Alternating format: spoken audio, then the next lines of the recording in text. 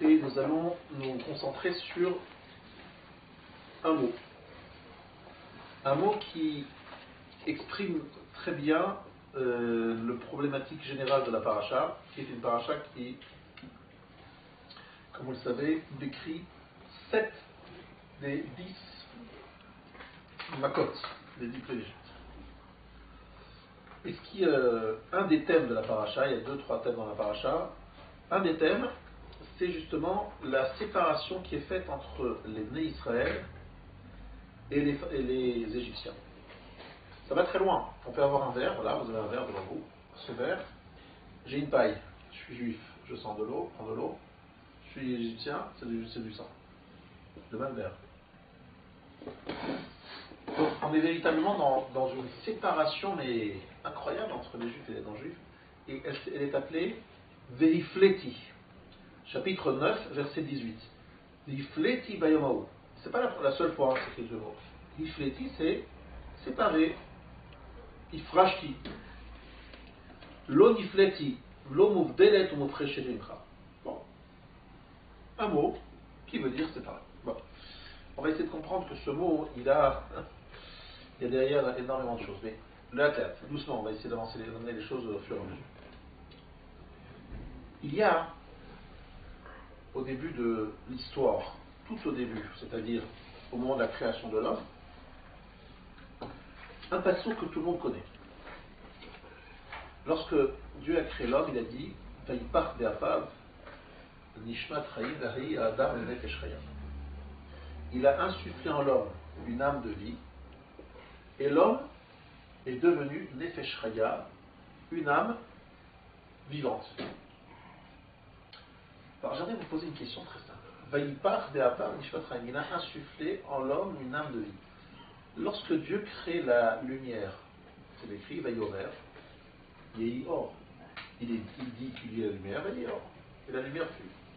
Que la lumière soit, et la lumière fut. Mais sous quelle expression c'est dit? Vayomer, il a dit. Ici, on passe à une autre façon, on présente les choses autrement. On ne dit pas il a dit, on dit Vayipach be'apav nishmat chayim. Il a insufflé en lui une âme de vie. Question. Est-ce que Dieu a un corps? Est-ce que Dieu a un souffle? Est-ce qu'il a une bouche? Est-ce qu'il a tout ça? Pas du tout. L'homme, Akadosh Baruch Hu, il n'a pas de corps, il n'a pas de souffle. Donc c'est quoi? Vayipach be'apav nishmat chayim. Il a insufflé en lui une âme de vie. Donc vous avez compris que c'est une image, une parabole. Alors j'ai une question à vous poser qui est très simple. Pourquoi lorsqu'il s'agit de créer la lumière, c'est sous la forme d'une parole que Dieu a dit, et lorsqu'il s'agit de créer l'homme, c'est Vayipach be'apav nishmat chayim. C'est dit sous la forme d'une insufflée en lui une âme de vie, alors que nous savons que ça ne veut rien dire. Parce qu'il n'a pas de bouche. Il a fait du bouche à... Je comprends, vous comprenez de quoi il s'agit. Hachem, il avait créé un corps de terre, donc il a dessiné sur le corps les différents organes.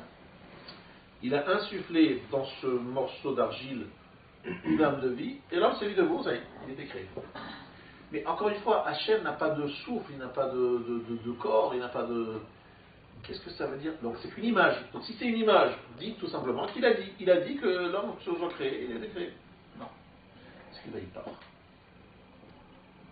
Pourquoi c'est qu'il veille pas? Parce qu'en fait, cette image de dire que la même façon lorsqu'on fait du bouche à bouche, vous insufflez dans la personne qui est en difficulté respiratoire quelque chose qui est en vous, vous le mettez en lui, c'est pas grave.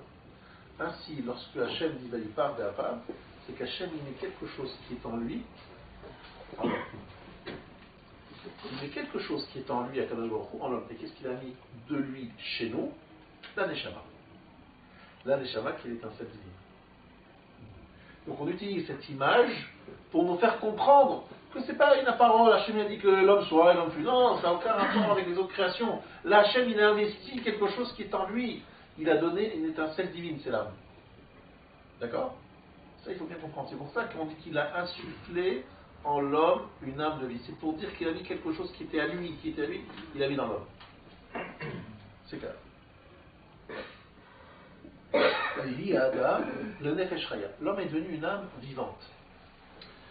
Onkelos, traducteur principal, officiel de la Torah, Onkelos traduit et il dit le Adam, le Ruach Memalala. Ruach Memalala, c'est la traduction de Nefesh Chaya. Âme vivante égale Ruach Memalala, un souffle qui parle.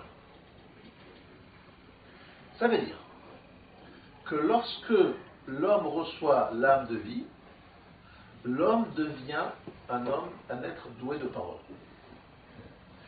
Ça veut dire que suite à cette présence de l'âme dans le corps, il y a la parole qui apparaît. C'est parce qu'il a mis l'âme dans le corps que la parole apparaît. Et ça, c'est un point très important. La parole apparaît au moment où l'âme rentre dans le corps. Retenez bien cet élément. Je vais y revenir plus tard. Je voudrais que ce soit bien entendu et bien enregistré dans votre tête. Nous allons construire quelque chose qui a plusieurs tiroirs. On va essayer de bien présenter pour que les choses restent bien claires dans votre tête. Il y a une bracha qu'on dit au sortir des toilettes.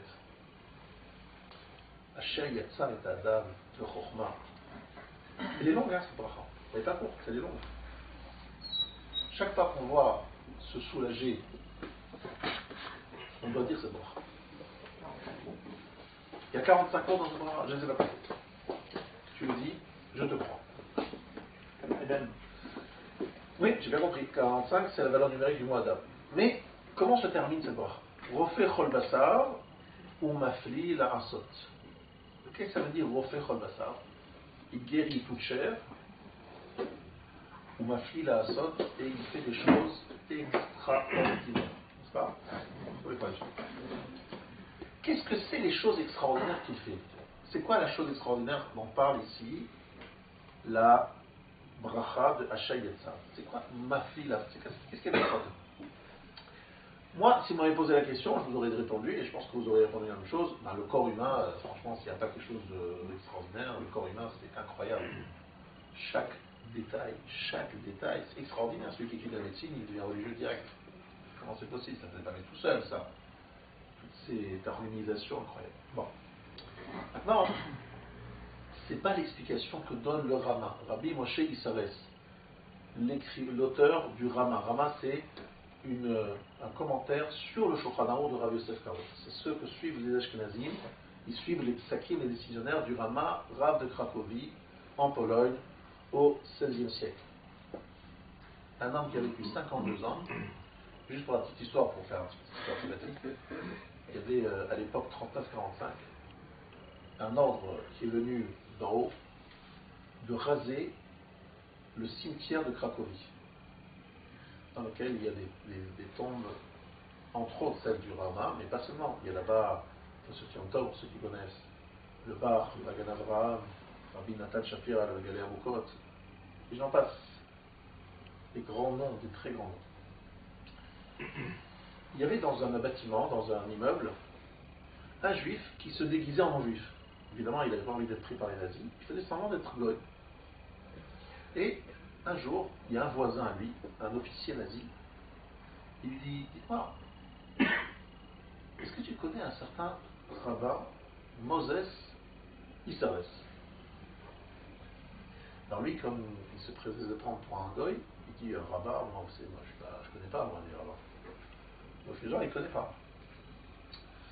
Après, il dit, je vais me renseigner, je vais voir si des copains juifs ou des gens... à l'époque, c'est pas Google pour essayer de voir qui était Moses Issaves. Et puis, il revient en disant, oui, j'ai vu, j'ai entendu, rabbin Moses Issaves, effectivement, c'était le rabbin de Cracovie. Mais pourquoi tu veux savoir ça? Et comment tu sais qu'il a existé ce rabbin? C'est un nazi, quoi, on dit comme ça, mais je sais pas. Il dit parce qu'en fait, ma mère m'est apparue en rêve, et elle m'a dit, surtout ne touche pas à la tombe de Moses Isserles. Et j'ai peur de ce rêve, et donc j'ai décidé de ne pas accomplir l'ordre venu d'en haut. Et jusqu'à aujourd'hui, la tombe de Rabbin Moses Isserles, vous la trouverez à Cracovie, derrière la synagogue du rabbin, intacte, et même protégée par une barrière, un grillage. Parce que le nazi, il a une vision de sa mère qui disait ne touche pas à la tombe du rabbin Moses Isserles. Vous parlez de ce rabbin incroyable. Cet homme, il avait fini son Shulchan Aruch. Shulchan Aruch, c'est le code des lois juives. C'est un travail monumental. Il avait fini, il a entendu que Rav Yosef Karo, il avait écrit aussi de son côté un Shulchan Aruch. Qu'est-ce qu'il a fait? Il a pris une belle, et puis Gonez, il a fait l'enterrement de ses parchemins, de ses écrits. Et qu'est-ce qu'il a fait? Il a dit, je veux pas qu'il y ait deux Torahs. Un Shulchan Aruch séfarade, un Shulchan Aruch ashkenaz. Moi, je veux pas de ça. Un seul Shulchan Aruch. Donc, qu'est-ce qu'il a fait? Il a écrit ce qu'on appelle la mappa. La mappa, c'est la nappe. Le Shulchan Aruch, c'est la table dressée. Et la mappa, c'est la nappe. Il dit, le Rav Yosef Karo, il a fait le Shulchan Aruch, la table dressée. Et moi, je vais appeler mon commentaire la nappe. C'est-à-dire, je vais juste écrire des remarques. Comme ça, il n'y aura toujours qu'un seul livre. Un seul livre, une seule loi, Ashkenaz Sfarad, le même livre. Là, Moshe Isserles a écrit des petites remarques.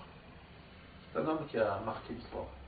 Je vous dis, il est mort à 52 ans, et son nom retentit du monde. Il n'existe pas un endroit dans le monde où on ne le cite pas régulièrement.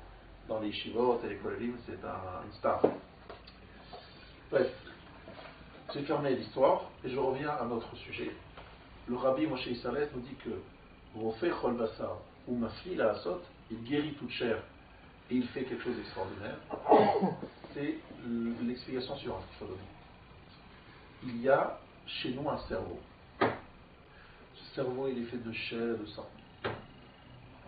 Pourtant, ce cerveau de chair et de sang est capable de produire des idées extrêmement profondes en Torah. Par exemple, les kabbalistes qui vont vous décrire le char céleste et vous expliquer le secret de la création. Et sans arriver aux kabbalistes, vous étudiez une Gemara, elle est compliquée, essayez de bien comprendre. Bref, la Torah est spirituelle et métaphysique à dire à l'autre monde. Nous avons comme seul outil un cerveau de chair et de sang. Et pourtant, ce cerveau de chair et de sang nous permet de percevoir des mondes spirituels extraordinaires.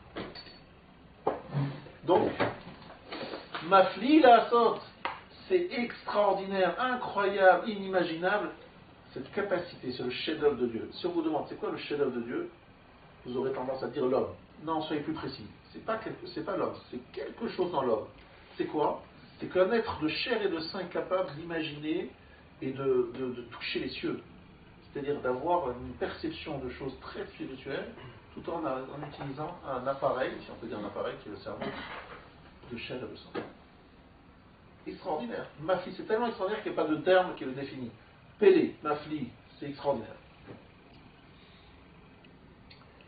Maintenant que vous avez bien entendu ça c'est Mafli, Pélé, je vais aller plus loin en suivant le chemin de Rav Yitzhak Koutner.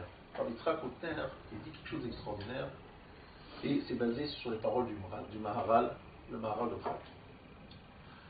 Tout le monde connaît ici une Gemara. Je ne sais pas si une best-seller des Marot, Nida, page 30, tout le monde la connaît par cœur. C'est la description du fœtus à l'intérieur du corps de sa maman. Le fœtus à l'intérieur du corps de sa maman, il a une lumière allumée sur sa tête, dit la Gemara. Et grâce à cette lumière, il voit d'un bout à l'autre du monde. Alors, pour les femmes ici qui sont enceintes ou qui l'ont déjà été, je pense que vous avez dû demander à votre comment ça s'appelle? L'échographie, celui qui fait l'échographie, votre radiologue. Voyez-vous la lumière sur le fœtus? Si vous posez cette question, il risque de vous soupçonner d'avoir des petits problèmes psychologiques et vous envoyer directement à sa femme. Alors, on va expliquer ce que c'est cette lumière au-dessus du cœur du fœtus. qui lui permet de voir d'un bout à l'autre du monde. Donc le fœtus est dans un ventre, donc c'est déjà bien fermé, mais il voit d'un bout à l'autre du monde.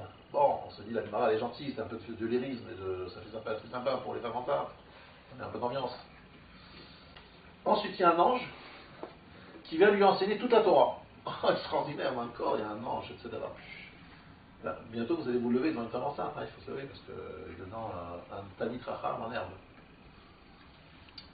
Et puis, vous le savez toutes et tous, au moment de la sortie du corps, du fœtus, du corps de sa maman, au moment de la naissance, qu'est-ce qui se passe? Il y a un ange qui touche cet endroit-là, c'est-à-dire les lèvres. Et il oublie toute la Torah.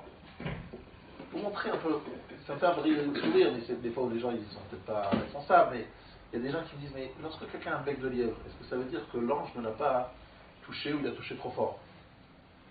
Je vous dis, écoutez messieurs, si vous le sortez de la maternelle, vous avez bien compris que c'est pas un ange qui touche la bouche de l'enfant qui naît. Parce que vous avez bien compris ce qui est écrit dans la Gemara. Il y a un ange qui touche la bouche et on oublie toute la Torah. Alors, ça veut dire quoi? C'est pas prendre au pied de la lettre, c'est pas pour ça qu'on a cette petite fente là au-dessus, sous le truc, c'est juste c'est juste une image. Qu'est-ce que l'image? Qu'est-ce que dit le Maharal de Prague? Le Maharal dit quelque chose d'extraordinaire, il faut bien entendre dans votre taille. Comment vous regardez vous-même? C'est un cours où on essaye de se revoir soi-même devant une glace un peu différente que la glace que vous avez dans votre salle de bain. Une glace très particulière qui vous demande miroir, dis-moi qui suis-je? Et dans ce miroir, on vous dira la chose suivante. L'âme qui est en nous, elle a une vision qui n'est pas sensorielle. Elle a une perception qui lui permet d'être en connexion avec tous les mondes et tout ce qui se passe sur cette terre. Donc après 120 ans, si vous avez des doutes sur ce que je dis, lisez les morts cliniques. Vous savez, les gens qui sont morts cliniquement et qui sont revenus à la vie. Il y en a plein des bouquins là-dessus, la vie après la mort, ça se vend bien, c'est des best-sellers et tout. Vous verrez là-bas, tous ils disent, je voyais mon corps d'en haut. Alors les gens rigolent ou rigolent pas, ils croient ou ils croient pas. En tout cas, ce qui est sûr, c'est que dans nos textes, c'est écrit qu'après la mort, effectivement, l'âme s'en va, elle voit très bien le corps, et surtout, elle entend. C'est ça que c'est très important de faire attention à ce qu'on dit sur les gens qui ne sont plus là, ou bien à côté du corps, parce que l'âme, elle entend tout ce qu'on dit. Donc il y en a un qui raconte, tu sais, celui-là, se disant, le grand sadique, mais je vais te raconter ce qu'il a fait. L'âme, elle entend, ça lui fait de la peine. Et elle est là au moment des spédines, etc. C'est pas de la rigolade. Elle est là, elle entend, mais elle ne peut pas répondre. Bref, à ce moment-là, il y a donc l'âme, elle voit d'un bout à l'autre du monde. Pourquoi? Parce qu'elle n'est pas encore rentrée dans le corps. Alors, j'explique que ça veut dire qu'elle n'est pas rentrée dans le corps. Ner d'Alouk al-Rocho, la lumière qui est sur la tête, c'est pas, ça veut dire que l'âme est au-dessus du corps. Là. Vous allez comprendre ce que ça veut dire au-dessus, en dessous, ça ne veut pas dire grand-chose, c'est juste des images pour que vous compreniez. Ça veut dire qu'en fait, au moment de la naissance, l'âme, elle rentre dans le corps, mais c'est comme si elle rentrait dans une chape de plomb. Ceux qui vous font une description de leur mort clinique, ils vous disent qu'à un moment, ils ont été attirés par une lumière, ça, qui les attirait énormément. Et puis au moment où on commence à faire les soins, ils ont senti comme s'ils étaient aspirés et qu'ils retombaient dans leur corps, et que tout ce qu'ils avaient vu en sortant du corps disparaissait. Mais qu'en sortant du corps, ils voyaient comme ça cette lumière avec quelque chose. Alors, sachez que tout ça, c'est émettre, c'est la vérité. Sauf qu'après la lumière, il y a d'autres choses qui apparaissent, et ça, ils n'ont pas vu. Mais je ne peux pas vous décrire pour pas vous fassiez des cauchemars. Et donc, pour l'instant, on va rester sur cette belle lumière après la mort. Mais en tout cas, ce qui est sûr, c'est que le corps, c'est comme une chape de plomb qui entoure l'âme. L'âme, en fait, effectivement, elle voit tout éveillé, tout ce qui se passe. Mais Hachem, il a dit à l'âme, je veux que tu descendes sur terre. Et la raison pour laquelle je veux que tu descendes sur terre, c'est parce que, en étant sur terre, tu vas avoir une perception qui va devoir passer obligatoirement par deux éléments importants. Les 5 sens et le cerveau. Les 5 sens et le cerveau. Alors, je précise, c'est très important que vous écoutiez bien ce que je dis, parce que tout ce chiot, même si c'est pas un cours sur la paracha, parce qu'il faut remplir le temps, c'est un cours où chacun d'entre nous doit l'écouter et doit le savoir, quoi qu'il arrive dans sa vie, il faut l'avoir entendu une fois. Donc, je répète, l'âme, avant de rentrer dans le corps, sans la perception des cinq sens ou l'intelligence, l'intellect, elle perçoit, elle est en connexion comme si elle est en connexion avec tous les mondes. Elle voit tout et perçoit tout. Elle rentre dans le corps, au moment de la naissance, elle ne voit plus rien.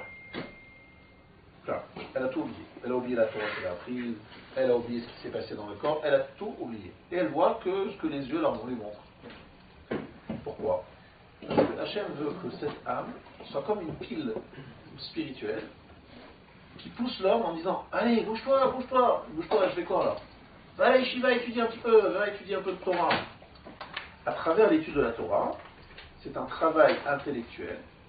L'émotion que tu as, les cinq sens, tu dois retrouver tout ce que l'âme avait déjà découvert et appris dans le corps de sa maman, et tu dois le retrouver en cassant la tête.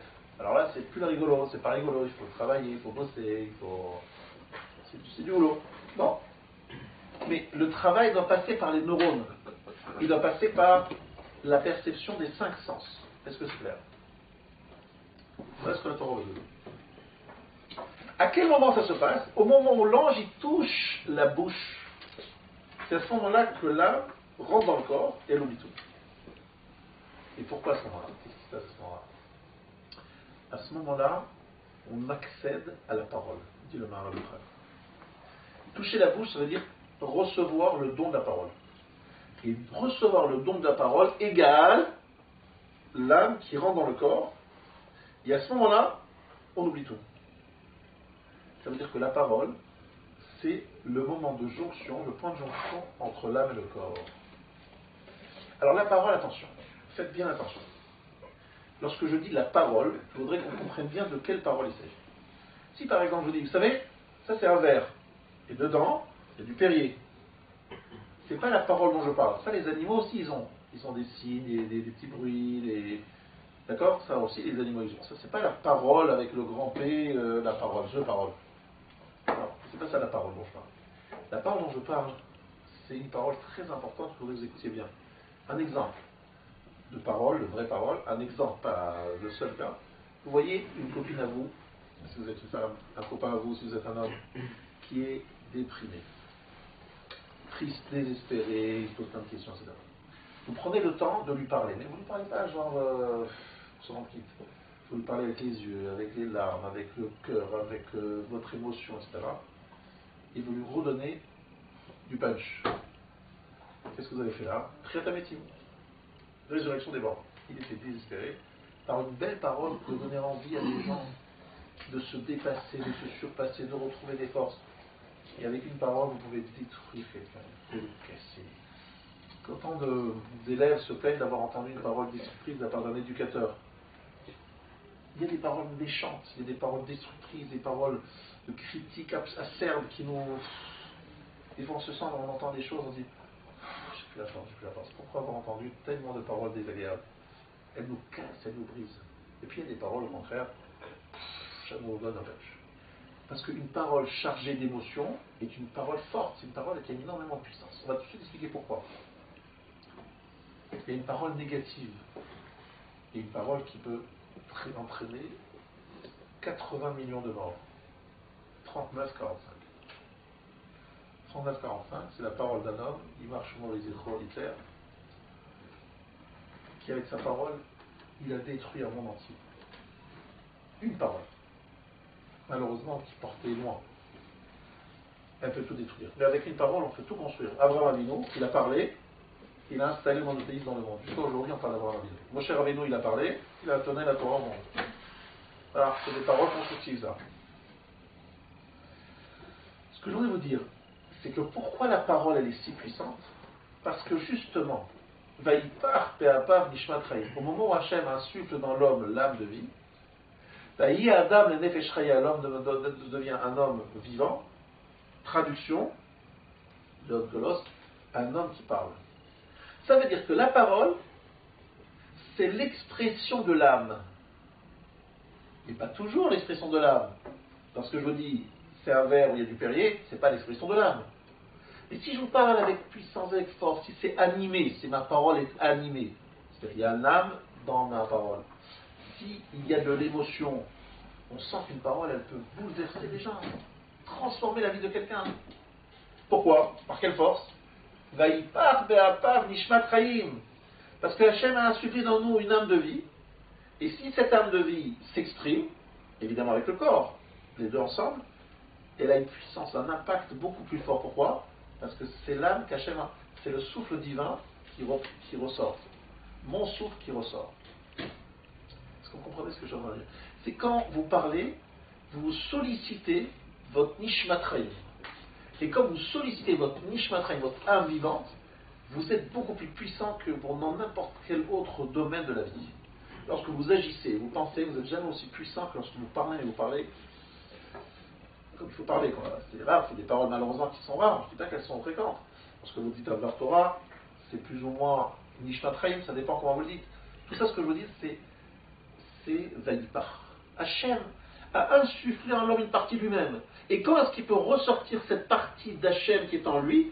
Par la parole. Mais attention, la parole, elle est, je vous ai dit, le point de jonction entre l'âme et le corps. Pourquoi?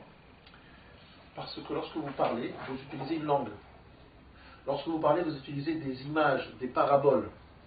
Les paraboles et les images, c'est Olam Hazé, c'est des choses qui sont prises de ce monde. C'est la forme. Et le message, c'est Olam Haba, c'est la Neshama. C'est-à-dire que vous prenez un message fort et vous l'enveloppez. Et lorsque vous transmettez ça, vous avez une jonction corps et âme. On ne se rend pas compte à quel point c'est puissant. C'est-à-dire que lorsque vous avez par exemple un rav qui vous fait un Dvar Torah, vous écoutez des fois plusieurs rabbinim, vous allez vous rendre compte qu'en parlant du même Dvar Torah, le même Dvar Torah, vous dites, oui, mais je l'ai raconté de lui, et de lui, c'était pas la même chose. Parce que lui, il a dit, ou l'autre, il a dit, c'est pas la même chose. Oui, c'était le même Dvar Torah. Oui, mais c'est pas la même chose. Mais qu'est-ce qui a changé entre l'un et l'autre? C'est que, est-ce qu'il a dit avec son âme, est-ce que j'ai vibré parce que son âme a parlé, donc mon âme a pas vibré ou pas? Et puis, même si les deux rabbins ont parlé avec leur âme, mais la vibration que j'ai lorsque je l'entends celui-là n'est pas la même que lorsque j'entends l'autre.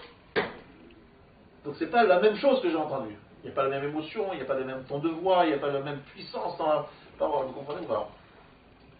Donc ce que je suis en train de vous dire, c'est que la parole est le moment où l'âme de vie qu'Hachem a mis en moi s'exprime enveloppée par le corps, c'est-à-dire par les messages, les images que je donne. Très important de comprendre ça.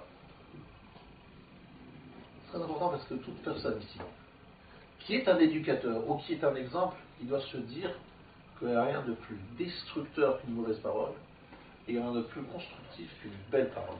Il n'y a rien de plus puissant que la parole. Il faut le savoir. C'est pour ça qu'il y a tellement de paroles sur la shonara, la médisance, parce que c'est le sceptre de Dieu, c'est comme la force qu'Hachem nous a donnée qui est la grande force qui peut construire et qui peut détruire. Bon. Je continue mon chiot.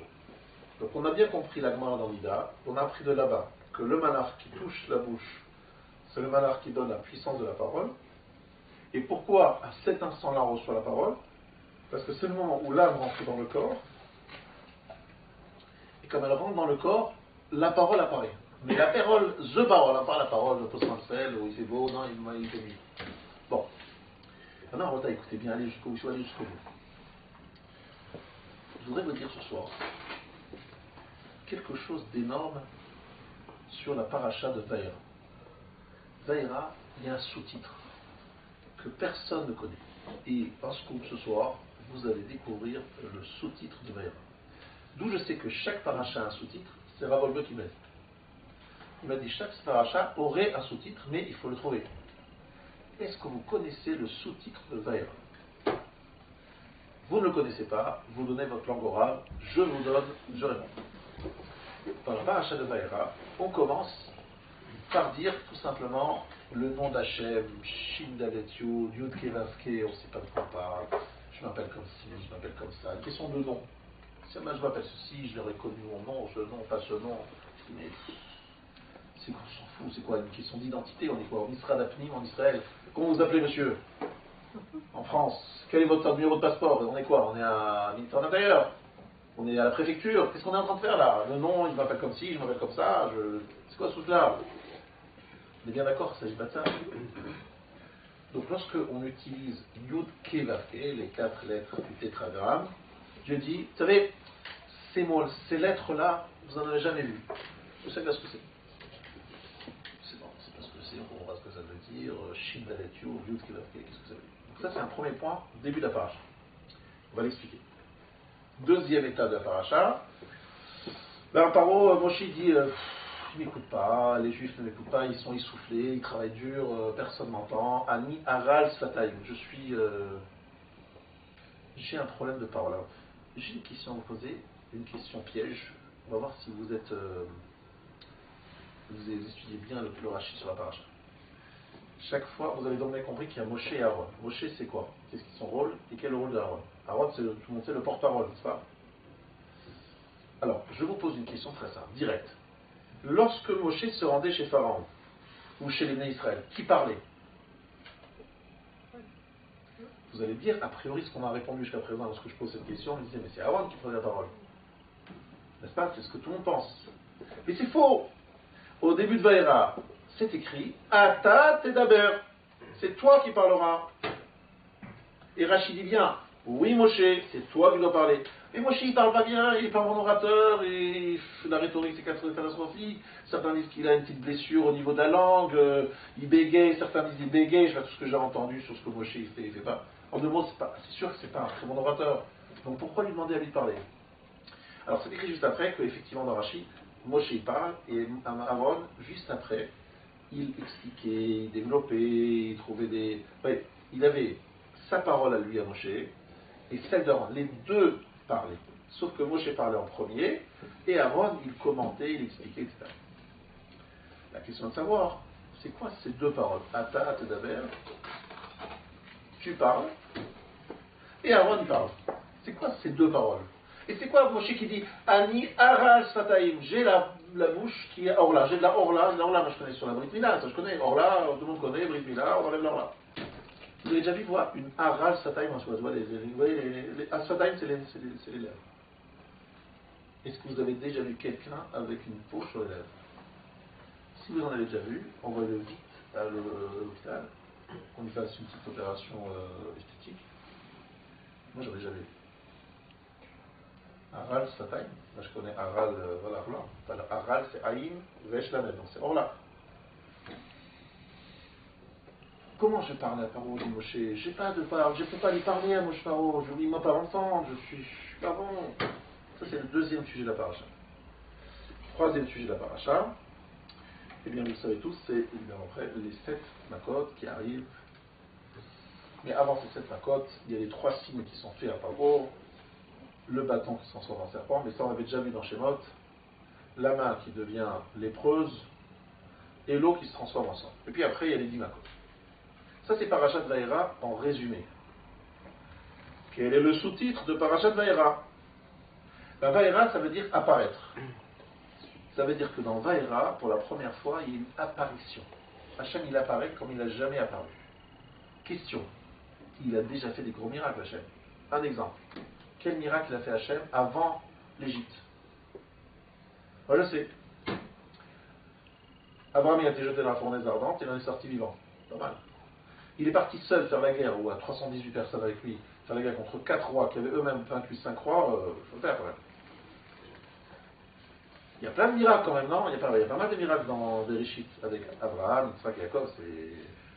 Yitzhak, il investit une fois, il reçoit 100 fois. Trouvez-moi un investissement qui rapporte 100 fois ce que vous avez investi. Mais Hachari, 100 fois. Bon, il y a des miracles. Bref, en deux mots, il y a plein de miracles. Donc, quelle est la question? Ben, pourquoi c'est pas la première fois qu'il y a des miracles. Dieu, il apparaît ici et il apparaissait pas avant. En bouteille, il faut bien comprendre que la qualité des miracles qui apparaissent dans Vaïra n'ont rien à voir avec la qualité, si je peux m'exprimer ainsi, des miracles d'avant. Ici, à Kadosh Baruch Hu, il apparaît comme étant dans une maîtrise absolue du monde dans lequel nous vivons. Exemple, je prends deux. J'ai un verre. Je prends une paille. Une paille. 2 pailles. Une paille pour moi et 2 pailles pour l'Égyptien, mon voisin. Alors je dis aux Égyptiens, t'as soif? Ah ben j'ai soif, il n'y a que du sang dans le parcours, il n'y a que du sang. Alors on fait la chose suivante, on va boire ensemble, c'est de l'eau, tu vois, je l'ai dans la main. Donc comme c'est dans ma main, c'est de l'eau. On boit ensemble, allez, on respire ensemble. Moi j'aspire de l'eau, il aspire du sang. Alors je regarde si c'est rouge, non, c'est resté blanc. Je comprends pas, c'est de l'eau, moi j'ai dit j'ai bu de l'eau. Il dit non, ça avait le goût du sang. C'est bizarre, c'était de l'eau. Ah non, mais moi je l'ai reçu comme du sang. C'est ça qui se passait. Ça veut dire qu'en fait, il y a de l'eau qui s'est transformée en sang, mais la perception du vitrail, même en prenant le même verre, c'était que c'était du sang, même si c'était de l'eau. Il le percevait comme du sang. Dieu montre une maîtrise des lois de la nature qui n'a jamais été démontrée jusqu'à présent. Quelque chose d'incroyable. Apparaît la qualité, ce que je veux dire. La qualité de la dévoilement. Un, parce que c'est pour un peuple, tout un peuple, c'est pas que pour Abraham, mais c'est tout un peuple. Deux, la maîtrise qu'il y a au niveau des lois de la nature est de nature absolument exceptionnelle, extraordinaire. Yud Kevavke, c'est celui qui permet aux choses d'être, c'est celui qui permet à la chose d'exister. Yud Kevavke. Mehave. Akadosh Baruch Hu, il montre qu'il est le patron. Il est le patron, ça veut dire que c'est pas qu'il a créé un monde et puis le monde il fonctionne tout seul, c'est qu'il est là, qu'il s'investit, que chaque instant c'est lui, etc. C'est une présence absolue et totale d'Akadosh Baruch Hu à tout moment dans notre vie. Alors ici, je voudrais que vous compreniez bien. Cette maîtrise-là, cette apparition-là, elle est sous le signe de Vehifleti. Je vais faire une séparation entre les Égyptiens et vous. Le mot Ifleti utilise un terme qui est le mot Pélé. Pélé, ça veut dire extraordinaire. Par exemple, vous l'utilisez dans la Shira. Dans la Shira, vous allez dire Nora Teilot, Ose Pélé. Mi Chamocha Baelim Adonai, Mi Chamocha Baelim Nora Teilot, Ose Pélé. C'est quoi Pélé? C'est quelque chose d'extraordinaire. Vous ne pouvez même pas trouver les mots pour définir la chose, tellement c'est extraordinaire. Alors, vous prenez le mot Pélé et vous l'inversez les lettres et vous obtenez Aleph. Aleph et Pélé. Pourquoi Pélé et Aleph c'est la même chose? Parce que justement, le Rama nous a appris que Pélé c'est le chibour, ce qui relie le monde matériel et le monde spirituel. Et la lettre Aleph représente cette réunion, puisque c'est un, c'est l'union entre les mondes différents en un seul monde. Vous comprenez? Et quel est l'organe ou la fonction humaine qui permet de réunir deux fonctions? C'est justement la parole, qui réunit la partie matérielle de l'homme et sa partie spirituelle. Parce que lorsque je parle, j'utilise des termes qui sont des termes du monde matériel, des images du monde matériel, la voix, les cordes vocales, etc. Et je transmets un message qui vient d'un autre monde. Là, le message que je vous transmets, je vous l'ai entendu. Le Trakoutner, le Maharaj, je citais quelques personnes. C'est qui? C'est des rabbinim qui eux-mêmes l'ont appris d'un peu plus haut, et ça se transmet de génération en génération. Je vous dis, peut-être ce qui a été dit, je l'espère, au Mont Sinaï. Donc on est en train de parler d'un monde, d'un autre monde, et j'essaye de vous transmettre ça avec des termes qui correspondent en 2020 à ce que les gens entendent et peuvent entendre. Donc on a enveloppé un message millénaire dans une boîte qui est une boîte 2020, qui est, on appelle ça millésime 2020. Il faut que les gens entendent et comprennent, et ils ont besoin d'entendre ce que je veux dire parce qu'on va attendre la suite de mon propos. Il y a un livre qui s'appelle Yad HaChazaka. Vous avez entendu parler de Yad HaChazaka? Rambam, Maïmonide, il a écrit 14 livres. Yad, c'est Yud Aleph, c'est 14. 14 livres qui sont un résumé de toute la Torah. Une œuvre monumentale de référence. Pardon? Un recueil de lois, effectivement, c'est des lois. Après ça, il a écrit le Guide des Égarés, Moré des Bochim, c'est plutôt un travail de philosophie, de réflexion, etc. Mais là, c'est de la halakha. Et il a pris tous les halakhot, c'est-à-dire tout ce qui se passe dans la Torah, il a résumé ça en 14 livres. Et ces 14 livres, il y en a un qui s'appelle le Sefer Hafla'a. Vous avez entendu parler de ce livre? Sefer Hafla'a. C'est un des 14 livres de Maïmonide. Et de quoi parle-t-on dans ce livre? Dans ce livre, on parle des lois de Nézirut, c'est-à-dire celui qui fait le vœu de Lévira en français. On parle des Nédarim, des vœux. on parle des Shavuot, c'est-à-dire des serments, c'est-à-dire toutes les choses qui sont relatives à la parole. Pourquoi Rambam a-t-il appelé ce livre Sefer Haflaha? Pourquoi il l'a appelé Haflaha? Parce que dans la paracha de Nazir, c'est écrit Ish ki yafli lindor neder Nazir Hashem. On utilise le mot Afli, Haflaha. Haflaha, c'est prononcé. Et franchement, il y a plein de mots plus simples que celui-là. Pourquoi choisir juste celui-là? Parce qu'encore une fois, c'est Pélé, c'est Aleph, c'est justement l'élément étonnant, extraordinaire de notre monde, dans lequel il y a une liaison entre spiritualité et matérialité. Le point de jour sur tous les deux, c'est Sefer Haflaha. Dans Parashat Vaera, Akadosh Baruch Hu apparaît dans l'Égypte. Vous comprenez bien que chez Shemot, Hachem il n'apparaît pas encore. Dans Bo, on sort d'Égypte. Dans Vaera, on est en Égypte, mais Dieu apparaît. Vous avez compris? Shemot, il n'est pas encore apparu. En tout cas, il apparaît qu'à Moshe, il discute avec Moshe, Aaron, mais il n'apparaît pas en Égypte. Oui. Bon, on sort d'Égypte. Donc, qu'est-ce qu'il y a dans Vaera? C'est on est en Égypte et Dieu apparaît. C'est la capacité de voir dans l'exil la présence d'Hachem. Et cette présence-là, il faut savoir la voir dans des moments où justement les choses ne sont pas évidentes. J'ai lu, je crois hier soir ou avant-hier soir, quelque chose d'assez étonnant que je vous livre maintenant. Je ne sais pas si vous êtes au courant. Il y a des écoles dans lesquelles on apprend la stratégie militaire. Des écoles de stratégie, des formations d'officiers. Je ne sais pas si vous êtes des grands militaires techniciens derrière. Bon, c'est pas un très métier, c'est un métier comme un autre. Dans les cours qui sont donnés sur la stratégie militaire, qu'est-ce qu'ils font? Ils reprennent les grands conflits du XXe siècle, par exemple, et ils les analysent. Ils ne vont pas chercher trop loin, ils ne vont pas la guerre des 30 ans ou des 100 ans. Vous avez compris que ce n'est pas tout à fait d'actualité. Les glaives et les arcs, bon, aujourd'hui on a un peu changé de. Donc ils reprennent les guerres modernes et ils analysent les stratégies, les machins, les choses. Il y avait là-bas un juif qui suivait ses cours de stratégie militaire. Et il demande à des officiers, aux professeurs, il dit, je ne comprends pas, vous n'avez pas du tout évoqué la guerre des 6 jours ou la guerre de Kippour de 73. Oh, pourquoi on n'analyse pas à l'école c'est des guerres importantes qui ont eu lieu au XXe siècle, c'est des guerres assez récentes, modernes. C'est ce qu'il répond.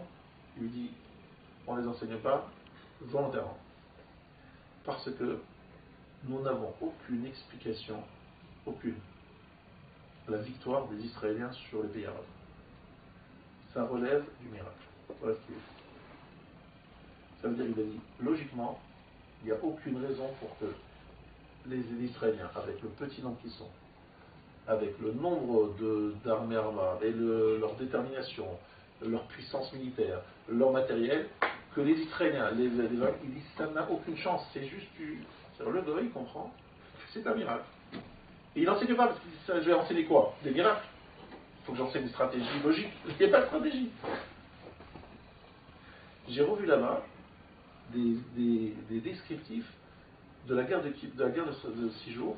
Ils ont envoyé, vous savez, tôt le matin, vers 7h du matin, des avions qui ont cloué au sol toute l'armée égyptienne.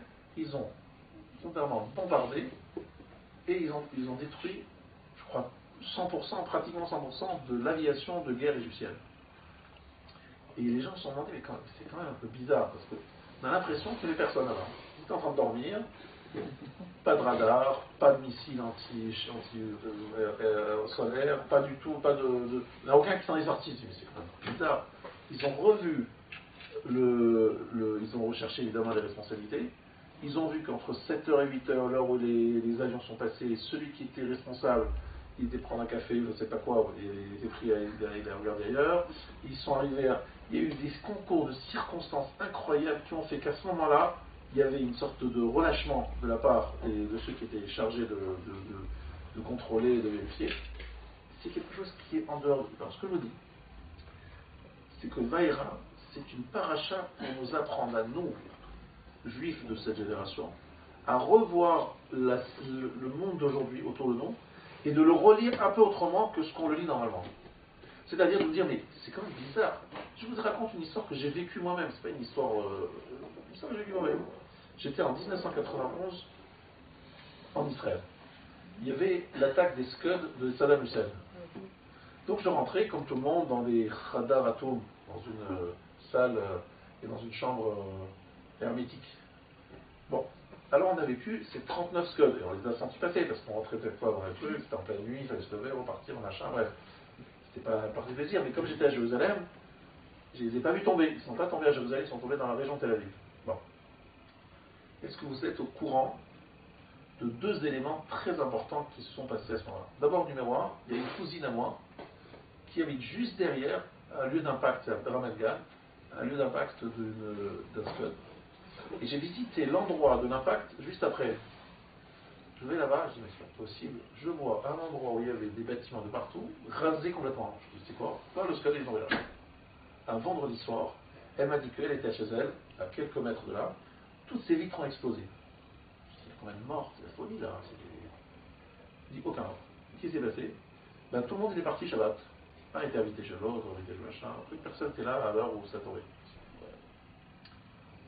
Ensuite, tu entends Saddam Hussein, il dit je vais mettre Tel Aviv à feu et à sang. Les gens disent ouais, il parle, c'est un fou furieux, qu'est-ce qu'il va faire? Quelques jours après la guerre, il y a un responsable, un porte-parole de l'armée qui a dit que Saddam Hussein, il n'était pas du tout rigolé, il rigolait pas du tout. Il avait trouvé, grâce à cet ingénieur, c'était très fort, hein, ils ont calculé que le point d'impact du Scud serait à Tel Aviv, dans un endroit où il y avait un réservoir de gaz qui avait des ramifications dans toute Tel Aviv. Donc c'est dit, le Scud va tomber sur le réservoir de gaz, c'est la ville de Tel Aviv qui brûle. Sauf que 2 jours avant, il y a eu une fissure dans cette réserve de gaz, ils ont vidé la réserve, et le Scud est tombé sur un réservoir vide. Celui qui a raconté ça, c'est un homme qui n'était pas religieux. Il a raconté ça dans des différentes conférences. La question est de savoir pourquoi il a fait le choix. Pourquoi il n'a pas fait le choix? Il a plein d'histoires dans sa racontée sur des miracles qui ont eu lieu pendant la guerre du Golfe. Juste après la guerre du Golfe, juste avant la fin, les Irakiens, Saddam Hussein, il a envoyé un Scud sur les Américains. Il y a eu 220 morts d'un seul Scud, sur un seul endroit. Et sur 39 Scuds, il y a eu un mort. Tu regardes, je dis mais. Quelqu'un qui réfléchit 2 minutes, je dis mais c'est pas par hasard, c'est pas possible. Moi je vous dis, c'est la paracha de Vaïra. Les Scuds, ils touchent les Américains, mais les Scuds ne touchent pas les Juifs. Les grenouilles, elles rentrent que chez les Juifs, que chez les Égyptiens, elles rentrent pas chez les Juifs. Les poules, elles rentrent chez les. L'eau, je dis mais c'est quoi bizarre, Vaïra. Vaïra, ça veut dire que ça apparaît, Hachem dit voilà, je suis là, il était ok. Vous savez ce qui se passe? On continue à vivre comme on était avant, alors que la présence divine et les miracles d'Hachem sont visibles. Ils sont visibles. Alors, qu'est-ce qui se passe? Alors là, je veux dire quelque chose de très important. Pourquoi ça ne fonctionne pas? Alors, je vous ai dit qu'il y a ma fille la saute, il parle, l'âme, le mélange de l'âme et le corps. Qu'est-ce qui se passe? Mais écoutez bien ce que je veux dire. Chacun d'entre nous, nous avons, au niveau de notre Yetzirah, de notre mauvais penchant, 2 forces qui se complètent et qui sont extrêmement dangereuses. La numéro 1, c'est l'imaginaire, le fantasme. Alors, je vous dis quelque chose de très important. Chacun d'entre nous, il a l'imagination. C'est partie de nos forces. C'est avec ça que travaille l'industrie du cinéma. On prend des gens, on assoit devant évidemment un écran, et on bombarde d'images qui vont nourrir notre imaginaire qui a besoin d'images et qui kiffe de voir des images, des histoires, etc. Ça, c'est une option. Maintenant, la Torah, elle se dit comment je vais combattre le monde de l'image, du fantasme. Et vous savez ce qu'elle a trouvé comme système, la Torah? Elle a trouvé Shemot, Vaïra, Bo, Beshalach, Yitro. C'est-à-dire, lorsque tu enseignes à ton fils, ou toi-même le soir du Pessah, tu ne vas pas leur dire, article numéro 1, il faut croire dans le Dieu qui a créé le monde. Article numéro 2, croire que Dieu, c'est pas pour ça que ça se passe. Tu dis, il y avait Pharaon, il y avait Moshe, il y avait des bêtes qui sont mortes, il y a eu du sang, de l'eau qui vient du sang, vous racontez des histoires et des histoires et des histoires et des histoires, et on dit, ça c'est la Emouna. Attendez, c'est pas la Emouna, ça c'est des histoires. Ça veut dire qu'on vous apprend les fondements de la Emouna à travers des histoires qui meublent votre imaginaire. Vous imaginez Moshe, vous imaginez les Ténèbres. Cet imaginaire, cette imagination bien remplie par ce que je viens de dire, vous permet de faire apparaître en vous la présence d'Hachem. Pourquoi? Parce qu'il y a un point très important que tout le monde ici doit entendre. Dans notre corps, il y a la tête, il y a la poitrine, et il y a les parties basses du corps. Selon la Kabbalah, ça veut dire quoi? Pensée, pas la Kabbalah, c'est évident. Pensée, sensation, le cœur, ça bat un peu plus fort lorsqu'on a une émotion forte. Donc on parle de sensation, émotion, et vous avez action. D'accord? Les mains, les pieds, ça. L'Akadosh Baruch Hu, ce qu'il veut, c'est l'émotion, c'est le cœur. Seulement le problème qu'il y a, c'est que le cœur, je ne peux pas lui dire bon, tu aimeras ton chef, ton Dieu, je dis au cœur, allez, tu aimeras Dieu, hein. Tu écoutes, le cœur, là non, il n'aime pas Hachem, il aime les jeux vidéo et les bons films. Bon, alors qu'est-ce que je fais? Je réfléchis, je me dis voilà, il faut absolument que je pense au fondement d'Aïmouna, d'accord. Donc je réfléchis, réflexion, action, arriver à l'émotion. En prenant, nous disent dans Rachamim, la réflexion, en faisant des actes comme manger le korban pessah, manger la matzah, manger le maror, s'asseoir à couder, raconter le soir du Seder, en faisant ces actes, ça va influencer mon émotion, vous comprenez? C'est-à-dire que l'action va avoir une influence sur l'émotion. La réflexion va avoir une influence sur l'émotion. C'est-à-dire que l'émotion, c'est le but à atteindre. Mais pour y arriver, c'est compliqué, parce que je n'ai pas de main sur le cœur. Je n'arrive pas à toucher mon émotion et lui donner des ordres. Donc, réflexion, action, pour toucher l'émotion. Maintenant, il y a un autre moyen de toucher l'émotion. Regardez ce qui vous arrive lorsque vous regardez un film très très triste. Vous regardez, c'est en train de pleurer. Alors il y a votre enfant qui dit papa, qu'est-ce qui se passe? Tu pleures? Là, tu vois pas la pauvre, l'héroïne, elle est en train de perdre son amoureux, etc. Il commence à très rare, il commence à pleurer. Papa, c'est n'importe quoi, c'est du cinéma. Et qu'est-ce qui se passe? Les images pénètrent dans notre cerveau et on a l'impression que c'est une réalité, donc on rentre dans le... Nos Chachamim, ils ont dit, pour arriver au cœur, il y a un autre moyen qui s'appelle, à bord de la réflexion et de l'action, il y a le fantasme, les images. Donc imaginons-nous qu'on arrivait à bien se représenter la sortie d'Égypte. Comme si elle était devant nous, d'accord? Bien imaginer les détails, etc. Nous aurions une émotion grâce à un film de la sortie d'Égypte qui passe devant nous, qui est le but à atteindre finalement, c'est d'avoir l'émotion. Alors si vous avez du mal à faire ça, prenez un enfant de 2 ans, 3 ans, 4 ans, 5 ans, et racontez-lui la sortie d'Égypte, mais dans les moindres détails. C'est ce qui va se passer. Moi j'ai fait l'expérience avec mes petits-enfants. À un moment, je me suis senti scotché, parce que je regardais leurs yeux, et ils me disaient, papy, alors qu'est-ce qui s'est passé? Donc j'ai l'impression que lui, ce que je racontais, c'est comme si c'était une réalité pour l'enfant. Il est dedans, quoi. Lui, il est déjà en train de voir Pharaon, Moshe, c'est un jeu d'action, il est là en train de vivre la situation. Alors je dis, alors attention, et moi je suis rentré dans le jeu. Donc on rentrait que ton petit-fils, tu te réponds, et le petit garçon il répond, et le petit garçon il te pose une question, toi tu rentres dedans, puis finalement tu dis, mais j'ai vécu la sortie d'Égypte. Et mon rabbin, c'était pas un rabbin avec une grande barbe, c'était mon petit garçon de 3 ans, qui a tellement vécu cette histoire comme si c'était une réalité, comme les enfants ils vivent tellement fortement les histoires qu'on leur raconte comme si c'était une réalité, que moi je suis rentré dans ses yeux, dans son émotion, et finalement j'ai revécu moi-même l'émotion d'enfant. Vous avez compris?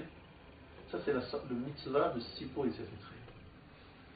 Avoir un enfant, en fait on devrait chercher les enfants partout, le soir du Seder en disant je cherche un enfant encore un petit peu naïf, qui n'a pas tout appris par cœur, qui dit pas moi je connais tout, papy, allez, passe autre chose. Non, il faut un enfant qui est encore un peu curieux, et dire alors viens, je vais te raconter l'histoire. Mais pas pour lui, pour moi-même. Tellement son émotion d'enfant est communicative. Et je ressens à travers ses yeux que finalement c'est une réalité, comme si j'y vivais. Et finalement je vis la sortie d'Égypte comme étant le moré, le rave, qui va m'apprendre à sortir. Parce que la stratégie, le but, c'est pas de raconter une histoire avec des chidushim sur un petit virgule de la gala. C'est de se dire, va et rare, Hachem doit apparaître, parce que c'est très éducatif. Parce que lorsque vous regardez la page de la gada comme ça, vous savez ce qui se passe? Vous sortez dans la rue, il vous arrive n'importe quoi, évidemment de belles choses. Je vous dis merci mon Dieu, il m'a accompagné. C'est-à-dire vous êtes habitué à voir dans le monde la présence d'Hachem à travers l'histoire de la Haggadah. Vous sortez dans le monde, dans les histoires, vous dites mais. Et tout à l'heure quelqu'un me racontait une chose qu'il avait souffert, un événement triste pour lui. Je lui dis mais c'est pas du tout triste. Je dis d'accord, c'est pas triste, c'est très triste ce que j'ai vécu. Je dis non, c'est pas triste.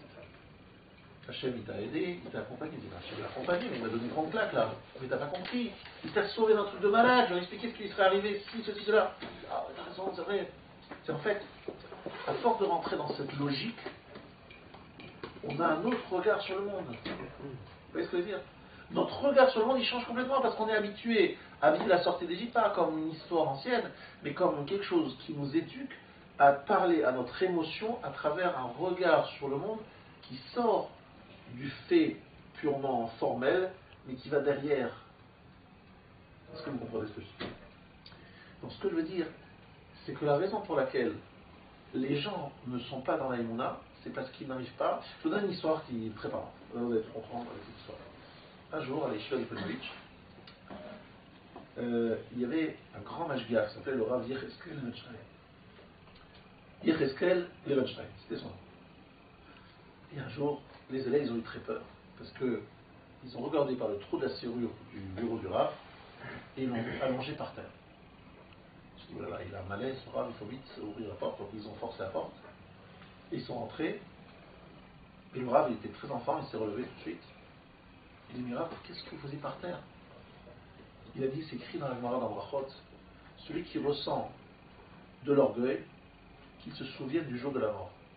Qu'est-ce que j'ai fait? Je me suis allongé, je me suis imaginé que j'allais mourir, que j'étais mort, qu'on allait allumer des bougies autour de ma tête, et j'ai essayé de le vivre, pas seulement de façon théorique, mais je me suis dit, voilà, je vais le vivre vraiment comme si c'était le cas, comme ça va vraiment me marquer, et je vais chasser l'orgueil de ma tête, et de mon cœur. Vous imaginez ce que ça veut dire? Ça veut dire qu'en fait, cet homme a compris que pour toucher une partie de nous-mêmes, on est obligé de passer par l'imagination. Et cette imagination, on peut lui ordonner à l'imaginaire de décrire certaines scènes, vous voyez. Et ces scènes-là, elles nous font sortir d'Égypte aujourd'hui. À l'inverse, aujourd'hui, qu'est-ce que vous avez? Une industrie qui s'appelle l'audiovisuel qui marche comme ça n'a jamais marché. Vous êtes tout le temps avec vos appareils, quand vous regardez une vidéo ou un machin, tout le temps.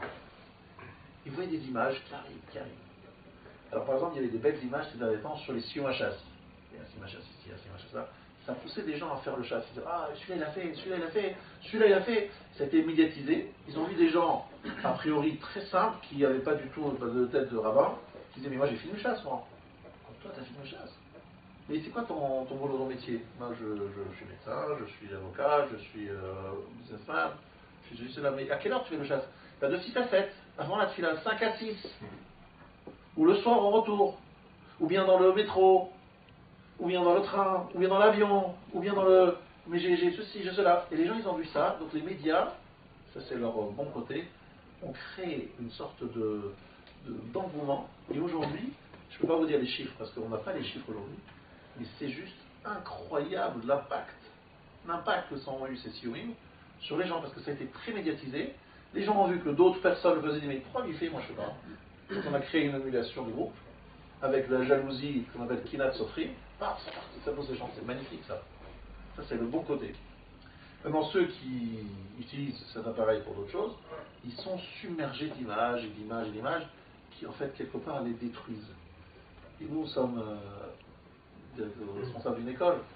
Quand on va dans l'école, il y a des élèves où la directrice elle me dit bon celui-là, ses parents lui font voir trop d'heures de trucs. Comment vous voyez, il est au GAN.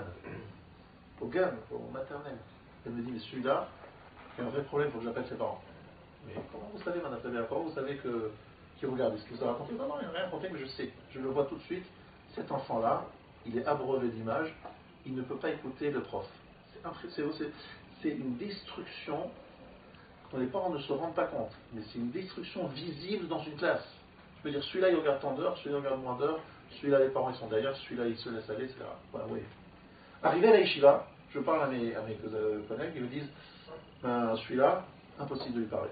Je fais un shiur de Mara, il est impossible, il ne se concentre jamais. Impossible. Il me dit, alors c'est quoi la conclusion, Rav, parce que bon, vous savez, les discussions, machin, bon. La conclusion, Moutar, Assour, Kacher, Tagacher, machin, bon. Il n'a pas les nerfs. À la limite, il faudrait qu'on fasse un truc audiovisuel, l'Agmara, sous forme abayée, comme ça, comme un homme déguisé, enfin, on va reprendre un acteur. Monsieur Abayé, Monsieur Rabat, Monsieur Rabbi Zera, Rabbi Rabbi Shimon, Rabbi Yoda. On les fait intervenir, alors peut-être que là, il regardera le film de l'Agmara. Et je ne suis pas sûr que les discussions d'Agmara vont tellement le passionner, parce que bon, pas beaucoup d'action quand même.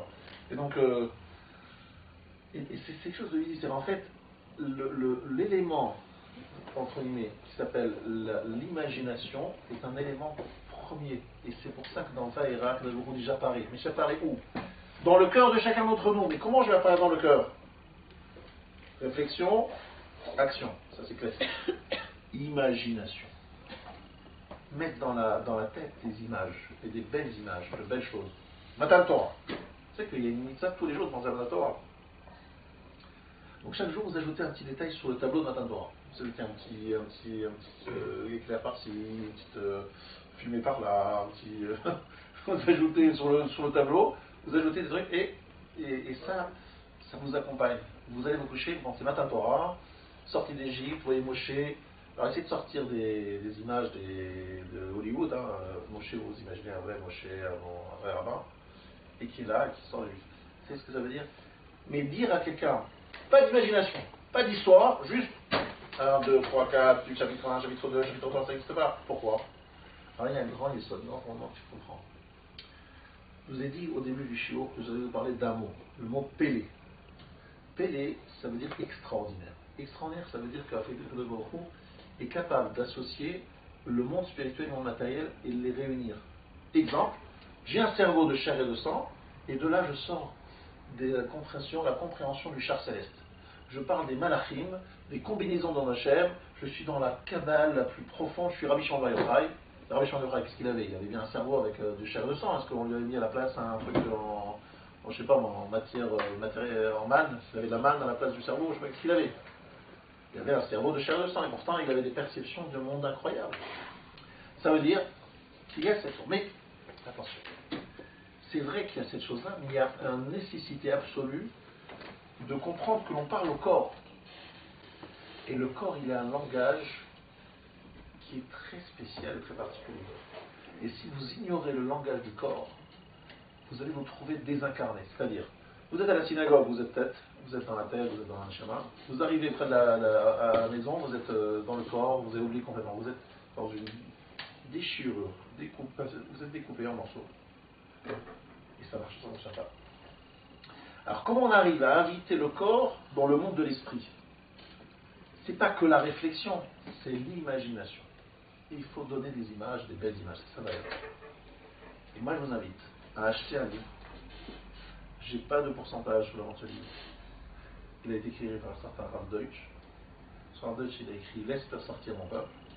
Laisse sortir mon peuple, c'est un livre qui est une traduction de plein de midrashim sur la sorcellerie, des choses incroyables. Vous imaginez même pas la description précise de la maca du sang, la maca des grenouilles, la maca de... Une description dans les détails, et vous allez voir combien ça vous... C'est des histoires, donc c'est facile à lire. Oui, mais ça vous accompagne, et finalement ça a une influence sur vous. Et si vous suivez, vous utilisez que... C'est même les grandes sadikim, ils ont besoin d'une certaine, entre guillemets, d'une certaine forme d'action, une forme d'image pour pouvoir avancer. Donc le temps passe, il faut que j'arrive au bout de mon show. Donc, maintenant que tout cela est clair, je voudrais, Rabotai, vous expliquer un élément très important. Akadosh Baruch Hu, au début de la paracha, il dit Anikel Shin Dalet Yud. J'étais présent sous la forme de Shin Dalet Yud pour les Avot, et pour vous, je me présenterai sous le nom de Yud Ke Vav Ke. Sachez que c'est le sujet que vous rencontrez tous les jours. Vous voyez, il y a une mezouza à la porte. Sur la mezouza, même sur le parchemin, vous avez Shin Dalet Yud à l'extérieur, et à l'intérieur, vous avez Yud Ke Vav Ke. Plusieurs fois Yud Ke Vav Ke. Shema Israël Hashem Elokeinu, c'est Yud Kei Vav Kei. Hashem Echad, Yud Kei Vav Kei, etc. Ve'ahavta et Hashem Elokecha, Yud Kei Vav Kei. C'est écrit plusieurs fois Yud Kei Vav Kei. Shin Dalet Yud à l'extérieur, Yud Kei Vav Kei à l'intérieur. C'est quoi Shin Dalet Yud à l'intérieur? Chez Amar, le Olamo, Daï. Shin, chez Amar, il a dit, le Olamo à son monde, Daï. Stop. Le monde s'élargissait, il dit. Théorie du Big Bang, vous savez, du Big Bang, tout d'un coup, il y a eu des cellules qui sont apparues. Les cellules se multiplient. Et Akadosh Baruch Hu dit, stop, il y en a assez. Nous, on a compris que ça se passe comme ça grandit, puis Hachem dit stop. Amar, le Olamo Daï, il a dit à son monde stop. Il a dit le Rav, la chose suivante, moi je nous a dit, il a trouvé la bonne dose entre ce qui se révèle et ce qui est caché. C'est-à-dire, à Kadosh Baruch Hu, il a fallu qu'il crée un monde dans lequel il y a suffisamment de place pour celui qui ne veut pas voir Hachem, de dire Hachem est absent, mais suffisamment d'indices pour celui qui veut voir Hachem de le trouver. C'est un dosage très difficile. Il ne faut pas qu'il soit trop présent. S'il est trop présent, tout le monde le voit. Et donc il n'y a plus de jeu de partie. Mais il ne faut pas non plus qu'il soit trop absent, parce que sinon ceux qui veulent le chercher, ils ne le trouvent pas. C'est la raison pour laquelle les enfants, ils aiment tellement jouer à cache-cache. Moi je regarde souvent avec mes petits-enfants aussi ça. Regarde, il rigole. Je dis, mais il est complètement taré le pauvre. C'est un bon enfant, il vient de naître, il kiffe. Qu'est-ce qu'il y a de rigolo là-dedans? Et le Rav nous a expliqué, il nous a dit, ici, Hachem nous montre que le vrai jeu de ce monde, c'est un jeu de cache-cache. Akadosh Baruch Hu, il nous fait un coucou, puis après il se cache, et on doit le chercher. Puis on le cherche, on le trouve, puis après il se cache nouveau. Shirachirim, la bien-aimée et son copain. Un jeu de cache-cache. Elle pense l'avoir trouvé, elle ne le trouve plus. Il toque à la porte, elle prend du temps pour se lever, il est déjà parti. C'est des rendez-vous manqués. Jeu de cache-cache. C'est ça qu'Akadosh Baruch Hu. Il nous cherche, nous on le cherche, on ne se trouve jamais. Si. On se trouve de temps en temps, puis après on se prie, après on se retrouve. C'est un jeu de cache-cache. C'est pour ça que les enfants nous rappellent. Le monde, c'est rigolo, hein. Je suis caché, je suis présent, je suis là, je suis pas là. C'est ça le secret du monde. Un grand jeu de cache-cache. Mais sachez une chose, Vaera, c'est apparaître dans le monde où je suis caché. Alors, chez Amal Olamodaï, ça veut dire qu'il a dit au monde, je me révélerai assez pour que ceux qui me cherchent me trouvent, mais je me cacherai assez pour ceux qui ne veulent pas me voir, qui ne me voient pas. Que je ne m'impose pas, alors je ne m'impose pas. D'accord? C'est ce que nous voyons aujourd'hui. Il y a des gens qui vous disent, mais je vois Dieu partout, et d'autres ils disent, mais il est où Dieu? C'est deux personnes intelligentes, cultivées, qui réfléchissent. Un dit, mais je vous cherche partout, je vois Dieu, il n'est pas là, il n'est pas. L'autre dit, mais je le vois partout. Donc c'est quoi? C'est des fous, des dingues, qu'est-ce qui se passe? Il y en a un qui est fou, l'autre qui est normal. En fait, celui qui veut le trouver, le trouve. Ceux qui ne veulent pas le voir, aucun problème. Dieu, il ne s'impose pas. Bien. Ça, c'est Shin Dalet Yud. Et Shin Yud, Kevavke, je vais apparaître d'une façon éclatante. Qu'est-ce que ça veut dire? Ça veut dire qu'une fois dans l'histoire, même ceux qui ne veulent pas me voir, ils me verront. Alors là, ils ne pourront pas me voir. Et d'ailleurs, qui c'est ces gens-là? C'est les Égyptiens. Et à quel moment, quand les Égyptiens ils vont reconnaître la présence d'Hachem?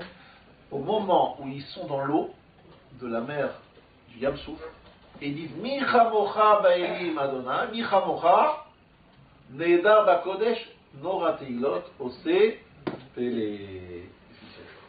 Ça, c'est le mot qui sort des Égyptiens avant de sombrer dans l'eau. Ils disent, ah, maintenant on a compris, fais-les, tu es caché, et en même temps tu apparais, tu es là, tu es pas là, c'est plus bon. On a compris. En disant le mot Pélé, ils sont tombés dans l'eau. Ils ont disparu. Mais avant de mourir, ils ont compris qu'il était là. Et en voyant que Dieu apparaissait, ils ont dit Pélé, c'est énorme, extraordinaire, c'est vrai, on n'avait pas compris, mais finalement on te voit. Mais c'est trop tard. Vous êtes dans l'eau. Vous voyez que tous les Juifs s'en sortent et vous êtes en train de sombrer dans l'eau de Miam Souf. C'est trop tard. Eh oui, ce que beaucoup de gens voient le jour de leur mort, ou lorsqu'ils sont à l'hôpital, sur leur dernier lit, leur lit de mort, et qu'ils appellent le rabbin en disant, Monsieur le rabbin, j'ai pas fait grand chose dans ma vie, mais aujourd'hui je sais qu'il me reste que quelques jours, quelques heures à vivre. J'aimerais que vous me fassiez le Saint-Sacrement. Je dis, excusez-moi, on est juifs, pas chrétiens. Excusez-moi, donc, faites-moi faire ce qu'il faut faire. Je suis en Israël, Vito, je ne sais pas ce qu'il faut faire. Je dis, mais, monsieur, je vous ai tenté à la synagogue depuis des années.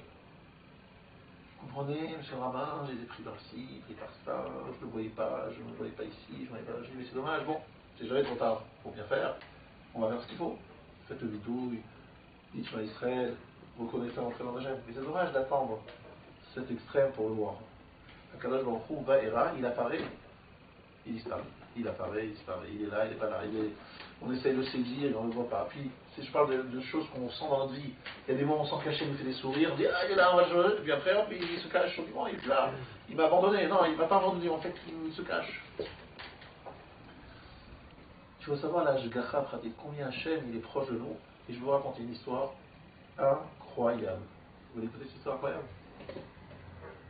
C'est incroyable. Il y avait un jour si d'accord, mais non, je vais vous raconter quand même. C'est une histoire vraie, sûr. Il y avait un Khatan et une Kala qui se sont fiancés. Donc, il célébrait le mariage. Alors lui, je peux vous donner le nom de Laura, il va bientôt venir à Paris, d'ailleurs, vous pouvez lui demander. Il s'appelle Laura Belbaz. Il a une yeshiva où il y a plein de balais de chouva. Il fait faire beaucoup de gens de chouva. C'est un jeune balai de chouva. Et elle, balai de chouva aussi. Donc, à peu près des familles qui se ressemblent. Un vécu même histoire. Bon. Mazal Tov, Eroussi, machin. Arrive le jour du mariage. Le Khatan ne vient pas. On va le chercher à la yeshiva. Il est là-bas à la yeshiva, il dit je ne viens pas. Attends, tu sais ce qui se passe? Tout le monde est là-bas. Chopa, Takala est avec sa robe de mariée. Il y a tout le monde qui est là, le photographe, le repas est prêt, la repas est montée, et tout le monde attend. Et qu'est-ce que tu dis? Je viens pas.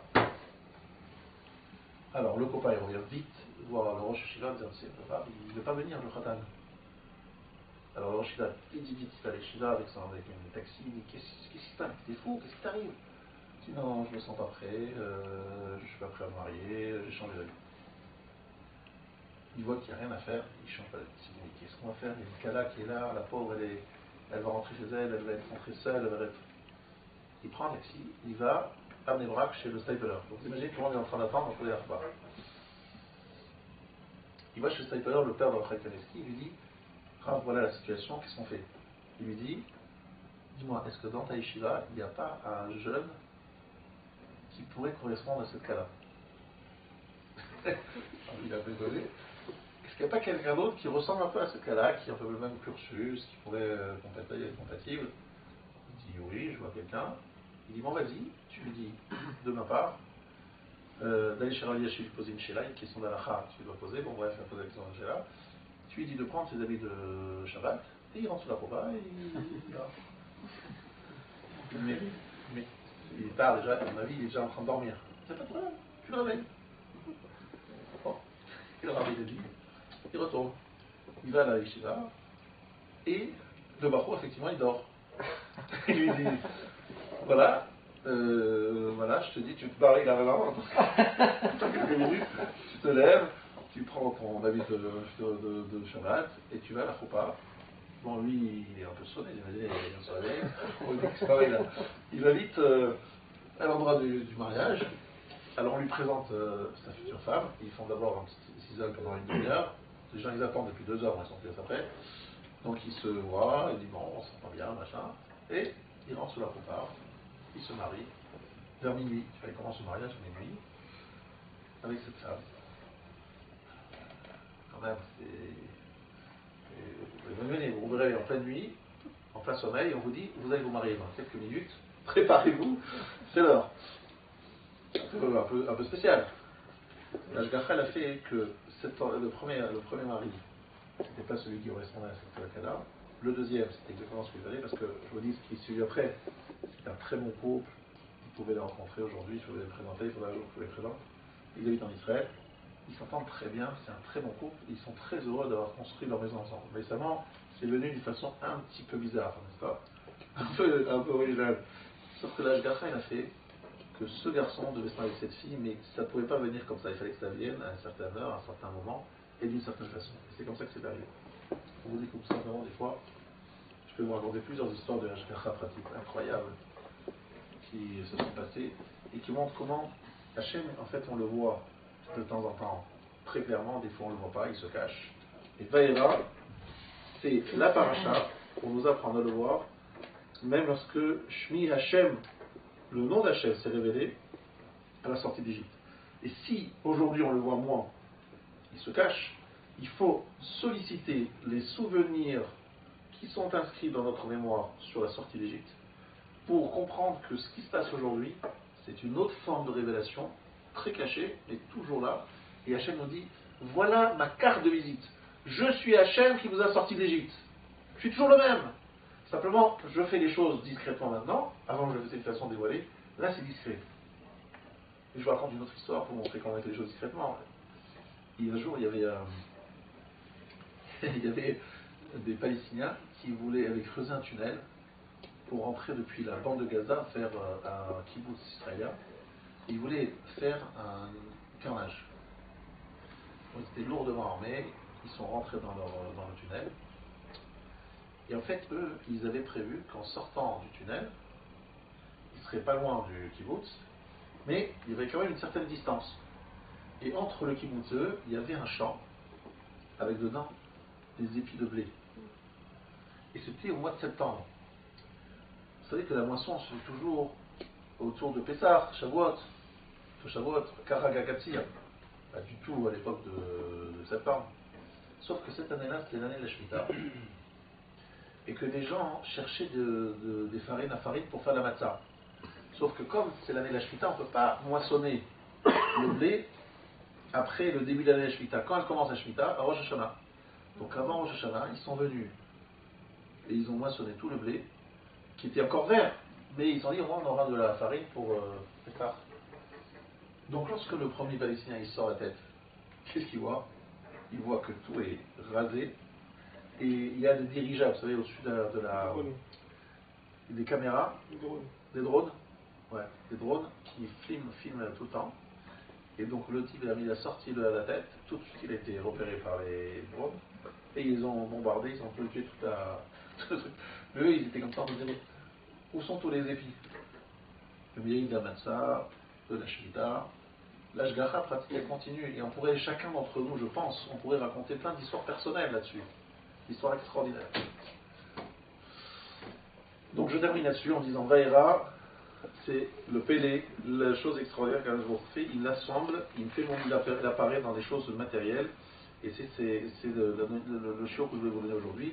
La semaine prochaine, je suis absent, mais je serai remplacé par le Rav Yosef Luria, qui donnera le cours à ma place, à la même heure, au même endroit. Et puis, on se revoit dans 2 semaines. Voilà. Je vous souhaite bonne soirée.